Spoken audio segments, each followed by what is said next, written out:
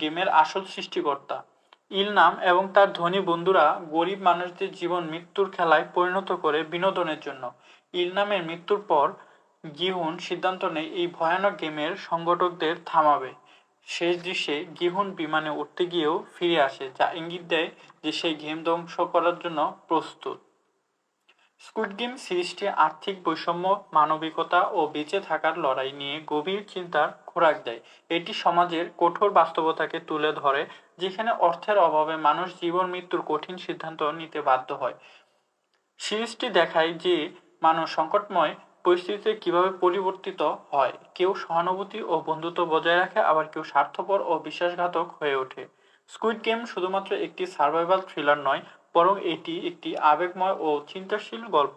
এর চমৎকার চরিত্র গঠন, উত্তেজনাপূর্ণ গল্প ও সামাজিক বাস্তবতার প্রতিফলন একে বিশ্বের অন্যতম সেরা সিরিজ বানিয়েছে।